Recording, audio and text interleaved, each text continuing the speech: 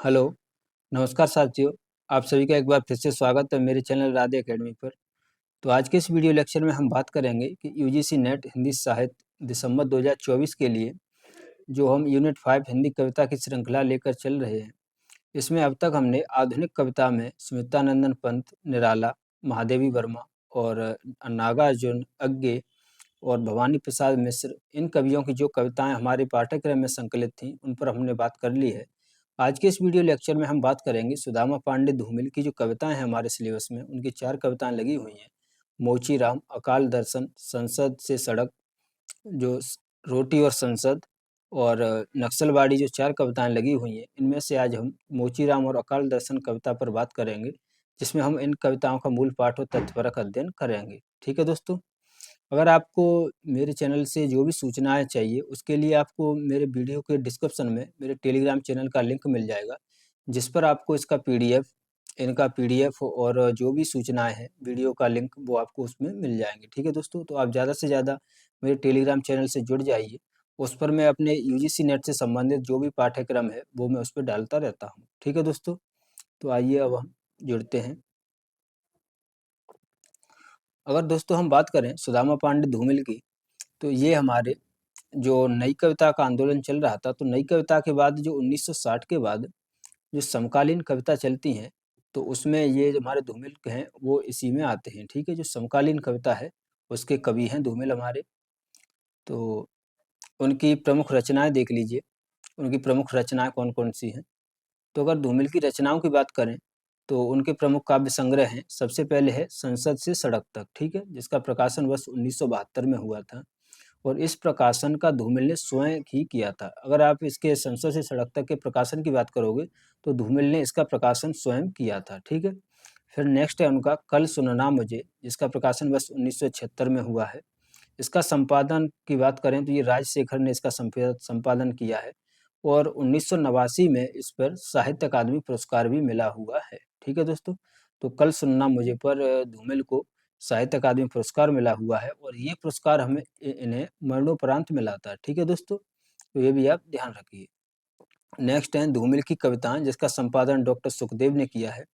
और नेक्स्ट है सुदामा पांडे का जनतंत्र, ठीक है, जिसका प्रकाशन वर्ष 1984 है। इसका संपादन रत्न शंकर धूमिल के पुत्र ने किया था। ठीक है दोस्तों। तो ये जो भी तथ्य हैं, इन्हें आप जरूर ध्यान रखिएगा। धूमिल से संबंधित इस प्रकार से प्रश्न पूछ सकता है। ठीक दोस्तों। अब हम बात करें दोस्तों धूमिल की, तो धूमिल की कविताएं जो उन्होंने लिखी हुई हैं, उनकी कविताओं में से उनकी पंक्तियों को लेकर प्रश्न पूछ दिया जाता है, जिसमें से आपको धूमिल की कोई भी पंक्ति उठा के पूछ देगा कि ये किस कवि की पंक्ति है। क्योंकि धूमिल की पंक्तियां हैं, वो ज़्यादातर उनकी कविताओं में लोकतंत्र पर बात की गई है, सरकार के जो दायित्व हैं उनको लेकर बात की गई है। तो ये पंक्तियां डायरेक्ट पूछी जा सकती हैं। तो देखिए, इनमें से जो धूमिल की प्रमुख पंक्तियां हैं, पहले हम उनकी बात करेंगे और फिर हम उनकी जो कविता है उस पर बात करेंगे। ठीक। तो देखिए, जो उनकी ये पंक्ति है कि अपने यहाँ संसद तेल की वह घानी है, जिसमें आधा तेल आधा पानी है। ठीक है। तो ये संसद के संबंध में धूमिल की पंक्ति है। नेक्स्ट है कि यह जनतंत्र जिसकी खोज रोज सैकड़ों बार हत्या होती है, यह जनतंत्र जिसकी रोज सैकड़ों बार हत्या होती है, और हर बार वह भेड़ियों की जुबान पर जिंदा है। नेक्स्ट है कि दरअसल अपने यहाँ जनतंत्र एक ऐसा तमाशा है, जिसकी जान मदारी की भाषा है। ठीक। नेक्स्ट है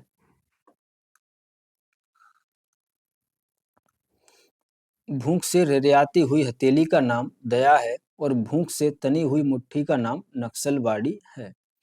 नेक्स्ट है कि जिस पर कोई नहीं खाना चाहता, आज़ादी एक झूठी थाली है। नेक्स्ट है कि हाँ हाँ मैं कवि हूँ, कवि यानी भाषा में उपदेश हूँ। दोस्तों, इन पंक्तियों को आप ध्यान रखिए। ये पंक्तियां ऐसे के ऐसे एज इट इज पूछी जा सकती हैं एग्जाम में। नेक्स्ट पंक्ति है कि अब उसे मालूम है कि कविता घेराव में किसी बौखलाए हुए आदमी का संक्षिप्त एकालाप है। नेक्स्ट है कि कविता भाषा में आदमी होने की तमीज है। ठीक।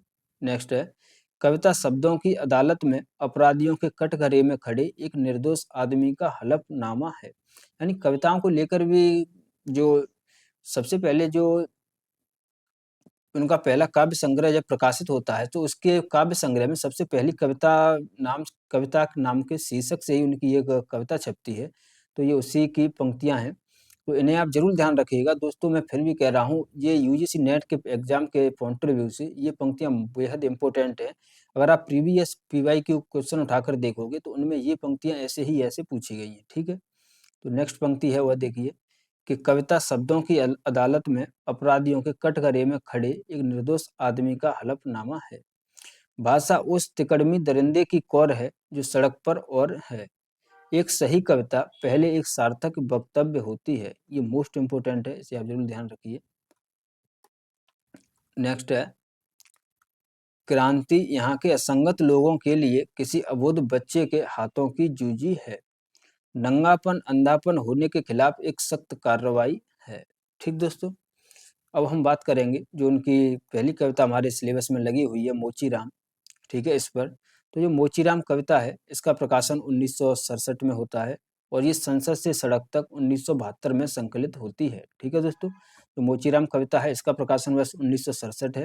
अगर आप इसके संकलन की बात करोगे कि ये किस काव्य संग्रह में संकलित है, तो वो संसद से सड़क तक 1972 में संकलित है। ठीक दोस्तों, अब देखिए यह कविता संबोधन शैली में रचित है। ठीक है दोस्तों, तो इस कविता में मोचीराम में जो धूमिल है वह एक मोची के माध्यम से उसके विचारों की अभिव्यक्ति करते हैं कि जो छोटे व्यवसायी हैं, यानी जो छोटे काम करने वाले जो व्यवसायी लोग होते हैं, वो किस तरीके से सोचते हैं या उनकी सोच किस प्रकार की होती है, उनके दर्द को और उनके पेशे को लेकर कैसी बातें कही जाती हैं, उन्हीं बातों को इसमें संबोधन किया गया है। ठीक है, तो ये कविता संबोधन शैली में है, इसे आप जरूर ध्यान रखिएगा।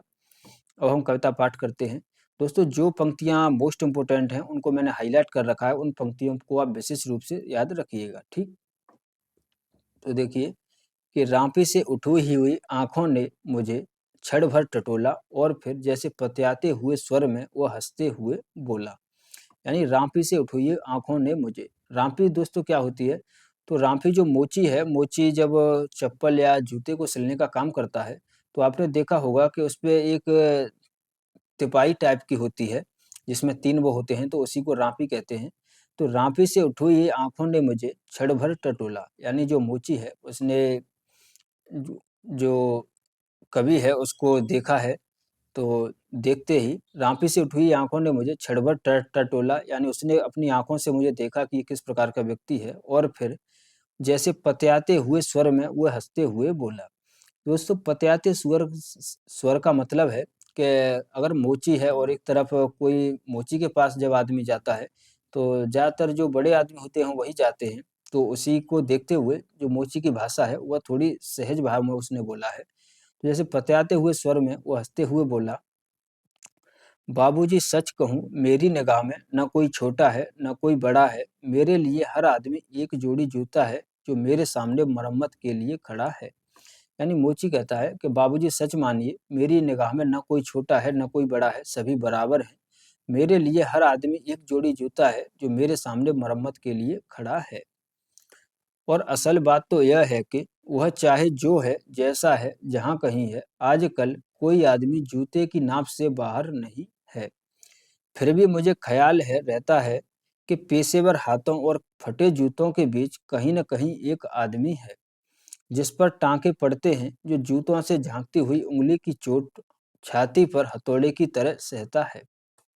दोस्तों इन पंक्तियों में जो मोची है उसने अपनी व्यथा को किस प्रकार से बताया है कि कोई आदमी जूते की नाप से बाहर नहीं है, फिर भी मुझे ख्याल रहता है कि पेशेवर हाथों और फटे जूतों के बीच, यानी जो पेशेवर मेरे हाथ हैं, यानी जो मेरा पेशा है वो मैं मोची हूँ पेशे से, और उसमें फटे जूतों के बीच कहीं न कहीं एक आदमी है, यानी जो वो जूते सिलता है, यानी जो वो काम करता है, उसके बीच कहीं न कहीं एक आदमी है, यानी जो अपने अंदर के मन की बात कहता है कि कहीं न कहीं एक आदमी है जिस पर टाँके पड़ते हैं, जो जूते से झाँकती हुई उँगलियों की चोट छाती पर हथौड़े की तरह सहता है। यानी जब उससे कोई इस उसके व्यवसाय के बारे में पूछता है, यानी इसके बारे में, इस संबंध में जब कोई बात चलाता है, तो उसे ऐसे लगता है जैसे उसकी छाती पर कोई हथौड़े मार रहा हो। यहाँ तरह-तरह के जूते आते हैं और आदमी की अलग-अलग नौइयत बतलाते हैं। यानी फिर जो मोची है वो कहता है कि मेरे पास तरह-तरह के जूते आते हैं और तरह-तरह के जूते आने में भी अलग अलग नवेयत बताते हैं, आदमी की अलग अलग नैयत बताते हैं। यानी कोई महंगा जूता पहनकर आता है, कोई सस्ता जूता पहनकर आता है, उसी से आदमी की हैसियत का पता चल जाता है। सबकी अपनी अपनी शक्ल है, अपनी अपनी शैली है। मसलन एक जूता है, जूता क्या है, चकत्तियों की एक थैली है। इसे एक आदमी पहनता है जिसे चेचक ने चुन लिया है, उस पर उम्मीद की तरह देती हुई हंसी है, जैसे टेलीफोन के खंभे पर कोई पतंग फंसी है और लड़खड़ा रही है। बाबूजी, इस पर पैसा क्यों फूंकते हो? मैं कहना चाहता हूँ, मगर मेरी आवाज लड़खड़ा रही है। मैं महसूस करता हूँ भीतर से एक आवाज आती है, कैसे आदमी हो। यानी जो मोची है वो कहना चाह रहा है कि बाबूजी, इस पर पैसा क्यों फूंकते हो? यानी जो जूता सिलवाने आए हैं उनका जूता थोड़ा फटा हुआ है, तो फटा हुआ होगा तो मोची कह रहा है कि इस पर आप बेफायदा पैसा क्यों फूंकते हो, इससे बढ़िया तो नया ले लो। मैं कहना चाहता हूँ मगर मेरी आवाज लड़खड़ा रही है। यानी अगर मैं ये बात किसी से कहना चाहूँ तो भी मैं ये बात उससे कह नहीं सकता, क्योंकि मैं महसूस करता हूँ भीतर से एक आवाज आती है, कैसे आदमी हो, अपनी जात पर थूकते हो। आप यकीन करें, उस समय मैं चकत्तियों की जगह आंखें ताकता हूँ और पेशे में पड़े हुए आदमी को बड़ी मुश्किल से निभाता हूँ।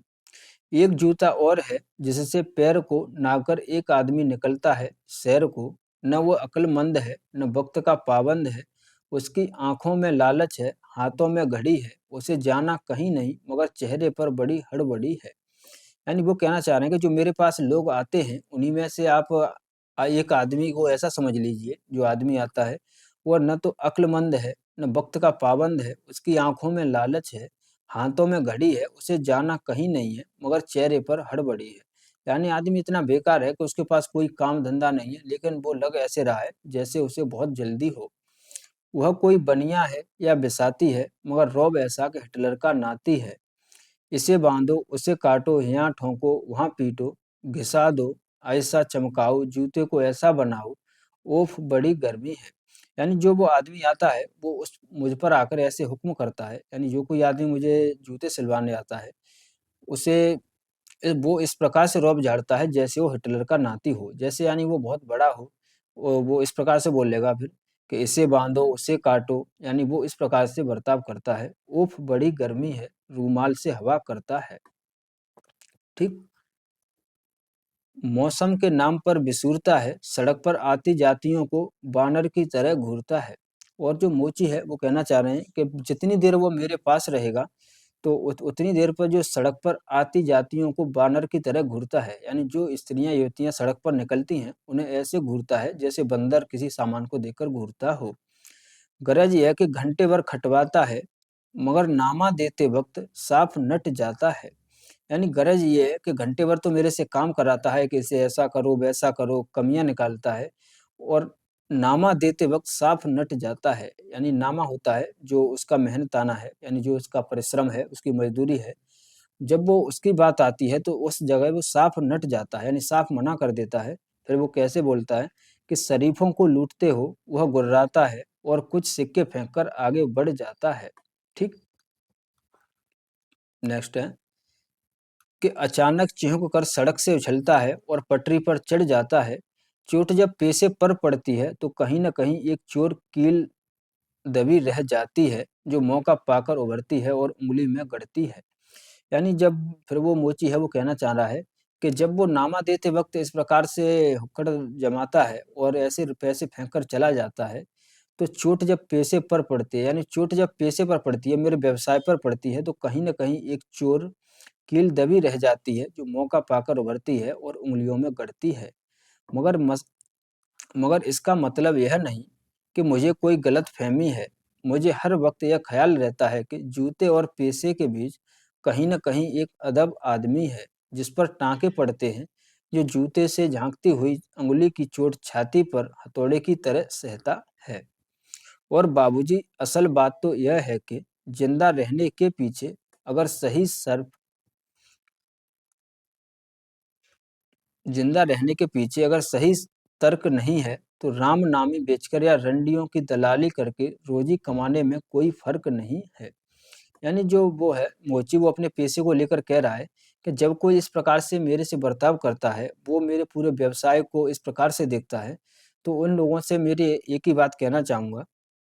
और मोची कहता है कि और बाबूजी, असल बात तो यह है कि जिंदा रहने के पीछे अगर सही तर्क नहीं है, यानी जिंदा रहने के लिए ही तो ये सब करना पड़ता है, यानी मेरा ये रोजी रोटी है, अगर मैं इससे कमाता हूँ, इससे मेरा परिवार चलता है, तो ये मैं तो सही कर रहा हूँ। लेकिन तो रामनामी बेचकर, रामनामी बेचकर या रंडियों की दलाली करके रोजी कमाने में कोई फर्क नहीं है। यानी वो उन पेशेवरों की बात करता है। और यही वह जगह है जहाँ हर आदमी अपने पेशे से छूटकर भीड़ का टमकता हुआ हिस्सा बन जाता है।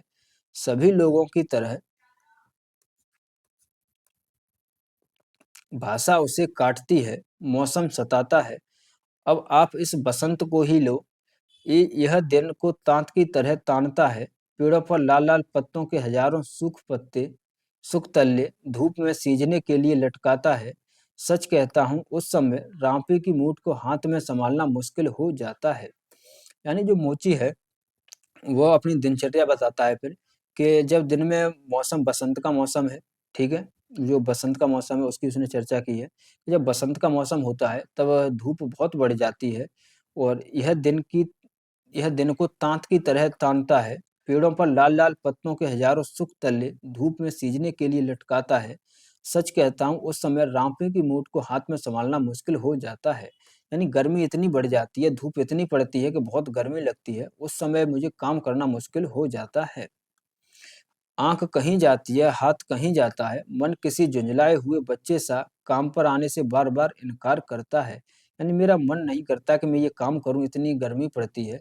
लगता है कि चमड़े की शराफत के पीछे कोई जंगल है, जो आदमी पर पेड़ से वार करता है। और यह चौंकने की नहीं, सोचने की बात है। मगर जो जिंदगी को किताब से नापता है, जो असलियत और अनुभव के बीच खून के किसी कमजात मौके पर कायर है, वह बड़ी आसानी से कह सकता है कि यार तू मोची नहीं, शायर है।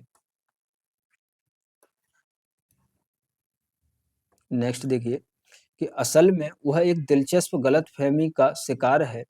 जो वह सोचता है कि पेशा एक जाति है और भाषा पर आदमी का नहीं, किसी जाति का अधिकार है। ठीक?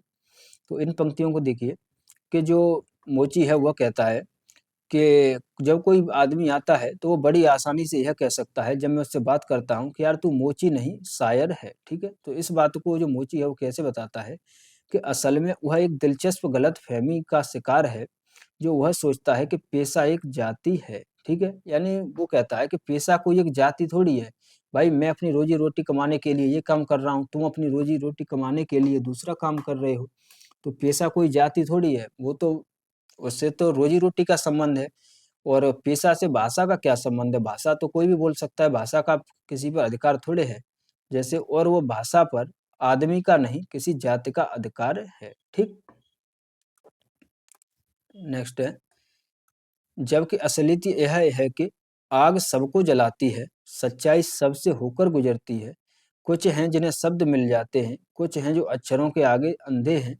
वे हर अन्याय को चुपचाप सहते हैं और पेट की आग से डरते हैं। जबकि मैं जानता हूँ कि इनकार से भरी हुई चीख, जो मोची है वह कहता है कि जबकि मैं जानता हूँ इनकार से भरी हुई चीख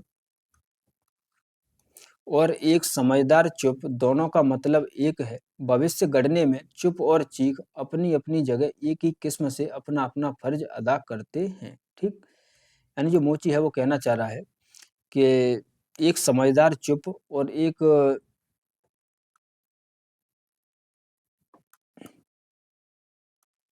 जबकि मैं जानता हूँ कि इनकार से भरी हुई एक चीख, यानी जो इनकार करता है, और एक समझदार चुप, दोनों का मतलब एक है। भविष्य गढ़ने में चुप और चीख अपनी-अपनी जगह एक ही किस्म की अपना-अपना फर्ज अदा करते हैं। ठीक दोस्तों? तो दोस्तों इस कविता में जो पंक्तियाँ मैंने हाइलाइट की हुई हैं, इनको आप ज़रूर ध्यान रखिए, जिससे अगर ये पंक्तियाँ अगर दे दी जहाँ पूछी जाए ये किस कविता से हैं, तो आप बता सको। ठीक? और नेक्स्ट कविता है, वो है अकाल दर्शन। अब हम इस पर बात करेंगे।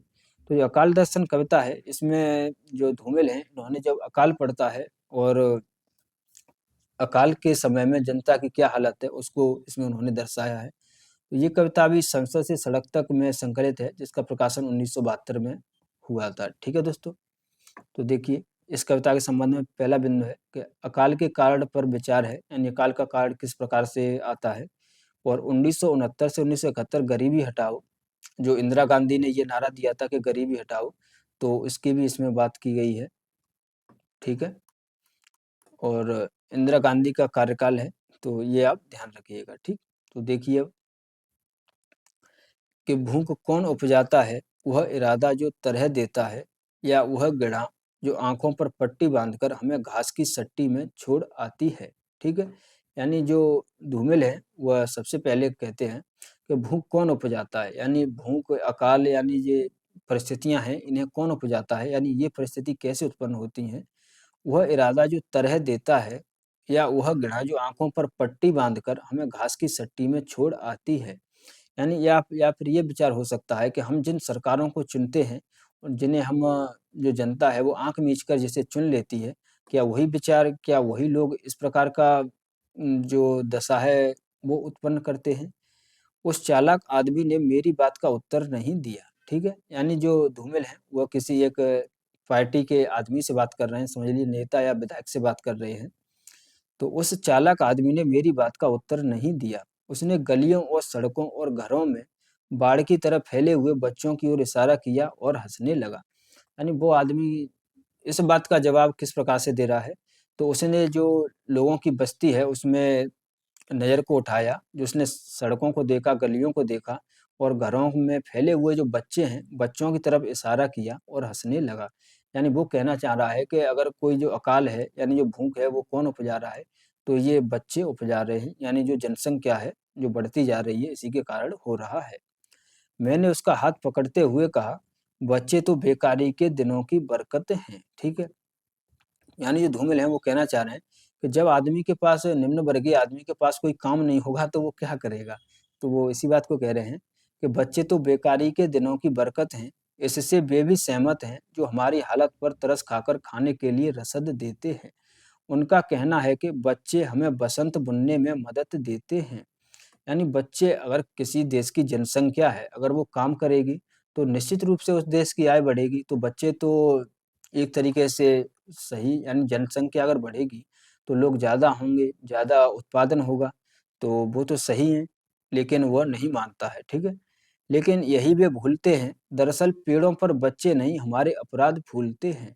मगर उस चालाक आदमी ने मेरी किसी बात का उत्तर नहीं दिया और हँसता रहा, हँसता रहा, हँसता रहा। फिर जल्दी से हाथ छुड़ाकर जनता के हित में स्थानांतरित हो गया। मैंने खुद को समझाया, यार, उस जगह खाली हाथ जाने से इस तरह क्यों झिझकते हो? क्या तुम्हें किसी का सामना करना है?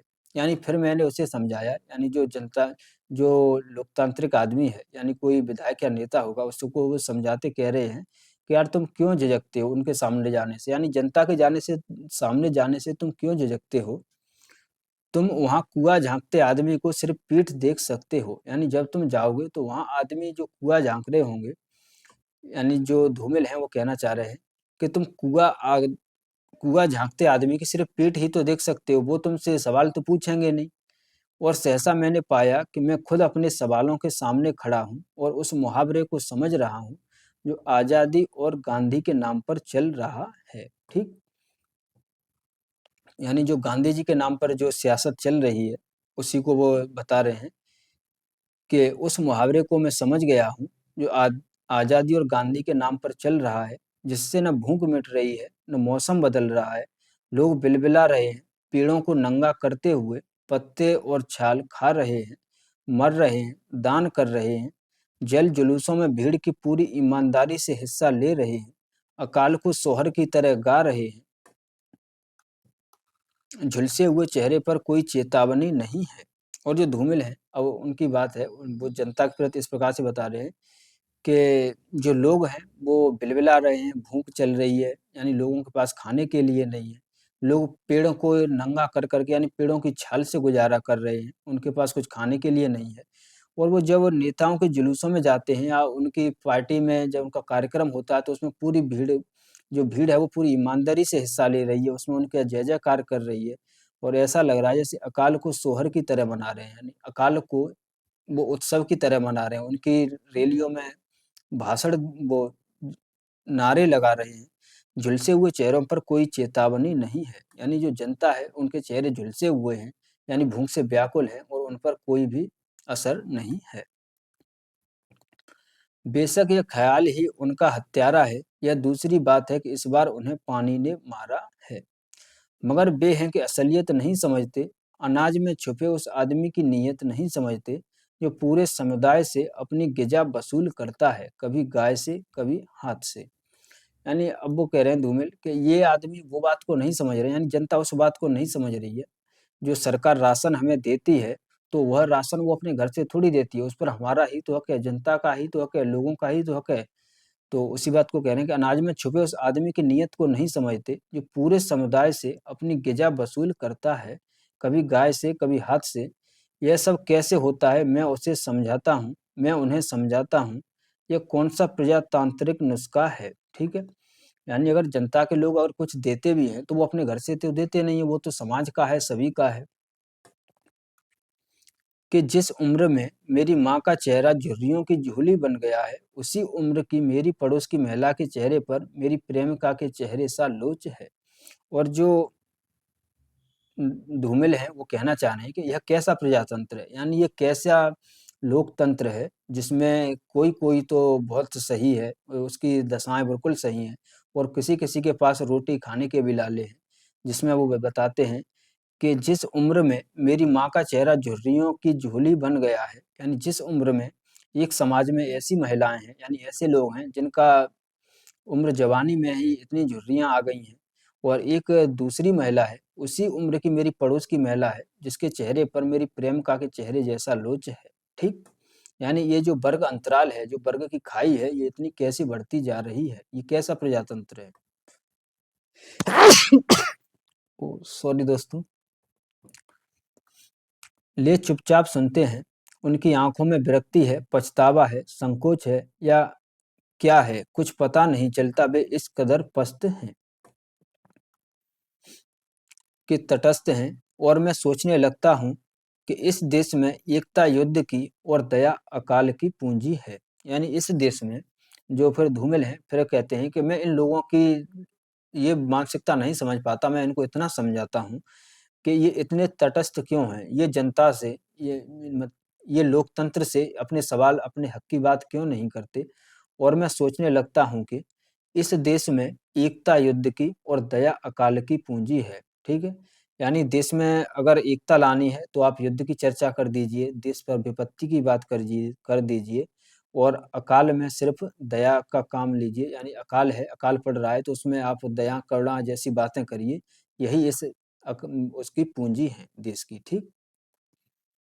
क्रांति यहाँ असंग लोगों के लिए किसी अबोध बच्चे के हाथ की जूंजी है। यानी यहाँ पे क्रांति नहीं हो सकती। यहाँ के लोग इतने तटस्थ हैं अपने विचारों को लेकर, अपनी बातों को लेकर।